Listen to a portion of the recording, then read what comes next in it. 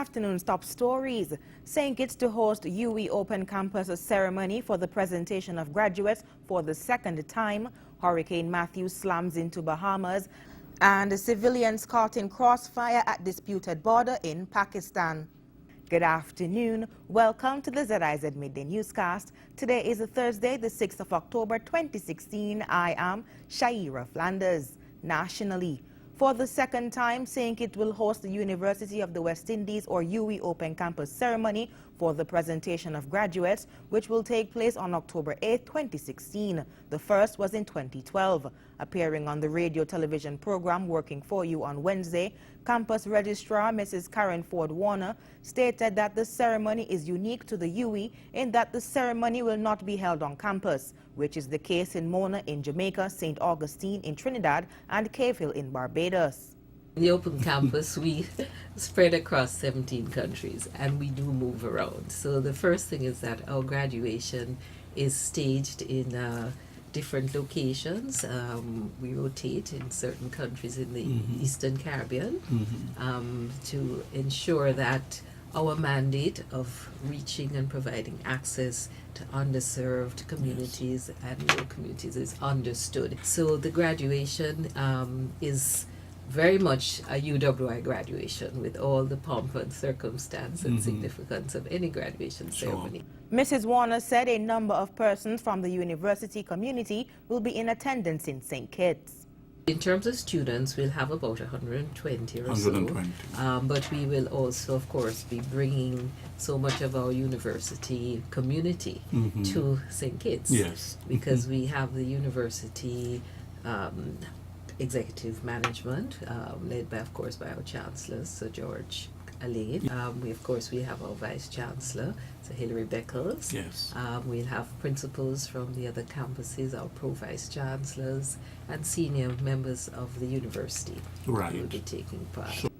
Graduates will hail from Anguilla, Antigua and Barbuda, Bahamas, Barbados, Belize, British Virgin Islands, Cayman Islands, Dominica, Grenada, Jamaica, St. Lucia, St. Vincent and the Grenadines, Turks and Caicos, and Trinidad and Tobago. 15 students from St. Kitts and Nevis will be graduating. This will be the 8th presentation of graduate ceremony of the UE Open Campus and will be held at the St. Kitts Marriott Hotel. Overall, 698 students, 593 undergraduates, and 105 postgraduates are set to graduate this Saturday at 10 a.m. As Hurricane Matthew continues to pound its way through the islands en route to the United States, St. Kitts and Nevis continues to feel the after effects in the form of rain and extremely rough waters. On Wednesday, waves exceeding 6 feet were reported breaking the barriers at the waterfront in Charlestown, Nevis, covering vehicles as it made its way through the TDC parking lots. Passerbys have been asked to show caution as they make their way past coastal areas around the Federation. According to a recent release from the St. Kitts Met Office, the Federation is expected to see these conditions until the weekend, when rainfall is expected to be reduced to 1.5 inches. The National Commission for UNESCO saluted teachers in St. Kitts and Nevis on Wednesday, October 5th, in celebration of Teachers' Day 2016. The day, celebrated this year under the theme Valuing Teachers, Improving Their Status, emphasized the need to support teachers as reflected in the Agenda on Sustainable Development Goals, or SDGs. In keeping with UNESCO's thrust for the empowerment and advancement of teachers, the Ministry of Education in St. Kitts and Nevis also has several new initiatives being implemented which are expected to help advance teachers. The first of a one-year program providing in-service training for new teachers started on Tuesday at the Irishtown Primary School. Also being planned is the organization of a career path for teachers and special training in the use of technology, among other specialized training programs. Permanent Secretary Mr. William Hodge told the Education Media Unit, on behalf of the Government of St. Kitts and Nevis and Minister of Education Honorable Sean Richards, as well as the Ministry of Education, we salute all teachers at all levels, preschool, primary, secondary, tertiary. We value the contribution that all teachers make to the process of nation building.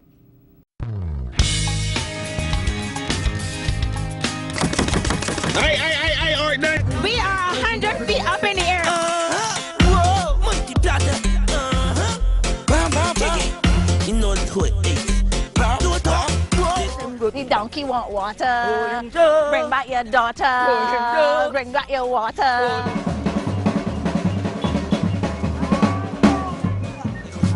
I think the next generation is a great motivator. I'm not done yet.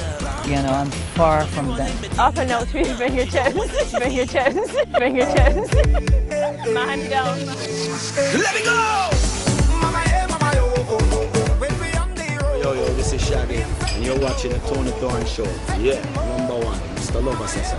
All right. Tune in. Yes, we infected more.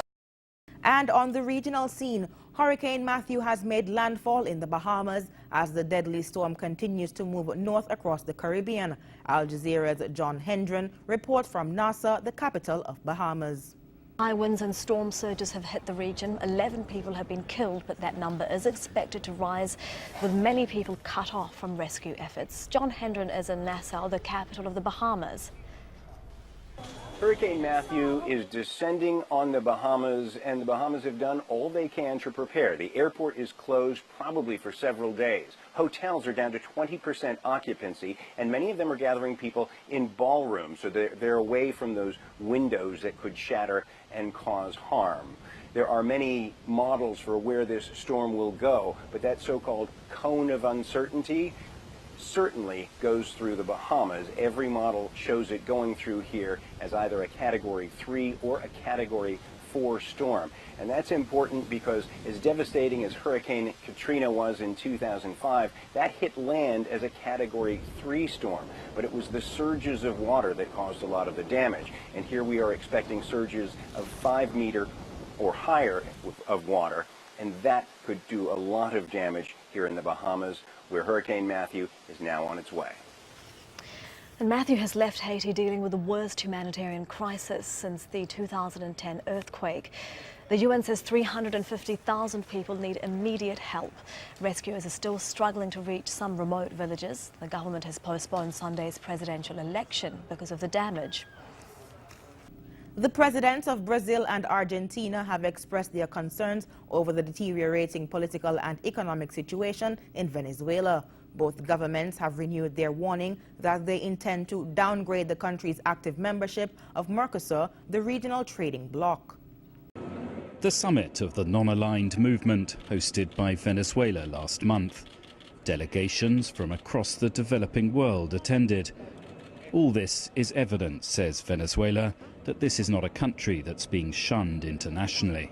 Because the opposition, political opposition, and mainly from the United States, they are trying to work in the idea that our country is isolated from the international community, and that's not true. But no one is pretending that things haven't changed here. On the eve of the conference, and with more than a hint of nostalgia, a statue was unveiled. Was it a reminder of previous times when the oil price was sky high, this man, Hugo Chavez, was in power, and Venezuela had no shortage of allies? Brasilia in 2012, a summit of the Latin American regional grouping Mercosur. The highlight was the admission of Venezuela as a member, long overdue, said Chavez. Venezuela joining Mercosur as a full member coincides with the beginning of a new political and constitutional cycle starting soon in Venezuela. The president died of cancer the following year. Fast forward 4 years and the political landscape of South America has changed dramatically. Now the two key members of Mercosur, Brazil and Argentina, have centre-right governments. Both countries' presidents met in Buenos Aires on Monday.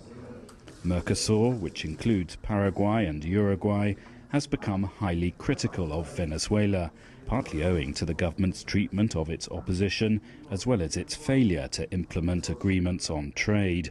The group has now blocked Venezuela from assuming the rotating presidency and threatened to downgrade its membership. Here in Caracas, the government has issued a defiant statement. It says it remains the temporary president of Mercosur and describes what it says are threats from Brazil and Argentina as risking destroying the union. Mercosur is taking a hard line against Venezuela at a time when its economy has become far less important to the group. Sales from Brazil and Argentina to Venezuela have almost halved since 2012. Professor Sergio Arancibia from Venezuela's Association of Exporters says his country's participation in Mercosur was always built on shaky ground. There's a type of diplomacy which Venezuela has practiced, which has shown to have had bad results. A diplomacy fundamentally based on the personal relationships between presidents. These relations are extremely fragile, and they can easily be broken if the politics of countries change. On the same day that Venezuela lashed out against Brazil and Argentina, President Maduro was also showing his more cordial side. Two American actors, Jamie Foxx and Lucas Haas, were welcomed to the presidential palace. We have a better relationship than ever before in history with the people of the United States, and that's the way we want it. Remarks like that are prompting some speculation here in Venezuela. As relations with his neighbors to the south deteriorate, is the Venezuelan leader attempting to reach out to his longtime adversary to the north? Stephen Gibbs, CCTV, Caracas. And on the international scene, people in Pakistan-administered Kashmir are building bunkers and placing sandbags to protect themselves against shelling. India and Pakistan have accused each other of violating a ceasefire agreement. Tens of thousands of civilians have been affected on both sides of the unofficial border. Al Jazeera's Osama bin Javed reports. It feels like an average day at school, but these children are in Pakistan-administered Kashmir near the line of control. That's the unofficial border between India and Pakistan. Both of them claim Kashmir as theirs. Escalating tension between the two countries has forced the children to study outside, so they can be closer to a makeshift bomb shelter. The school has made a bunker for the kids, but I don't know how to take them there when there's shelling. Everyone here is scared. Chand Bibi has lived in Pakistan-administered Kashmir all her life. Frequent ceasefire violations mean shells land in civilian areas, and she's doing what she can to protect her family. We've gathered these sandbags to protect the walls of our home, so our children are not hurt in case there's shelling from the Indian side. Tens of thousands of people have been affected on both sides of the border. India has accused fighters from Pakistan of attacking a military base. Pakistan denies the accusation and calls it a tactic to distract attention from the recent protests and crackdown in Indian-administered Kashmir. It is disrupting life, and the whole world can see that there is so much happening in the Indian-occupied Kashmir. And if this is an attempt, which it is, to divert attention of the world should see to it, and they should of course raise their voice. And we expect the world not only to see it, rather raise their voice and have it stopped. In the capital, Islamabad, politicians have unanimously backed the government in its response to accusations by India. And there's acknowledgement that only talks can bring about a solution. We have made every effort to bring India to the dialogue table. We have repeatedly expressed our desire for talks, but our efforts were thwarted by India.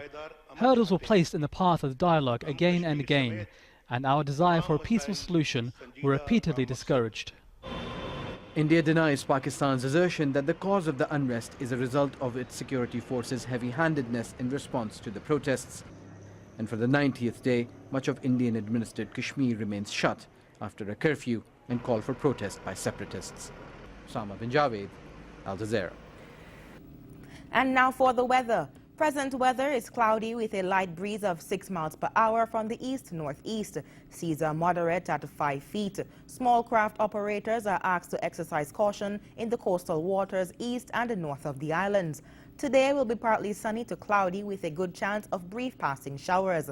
Tonight through to early Friday is expected to be cloudy with a high chance of showers and thunderstorms. Some heavy downpours are also possible. Sunset today will be at 5:55 p.m. and the sunrise tomorrow will be at 6:02 a.m. That brings us to the end of the ZIZ Midday newscast. Join us this evening for these stories and more in detail. Thank you so much for tuning in. I am Shaira Flanders. Have a good day.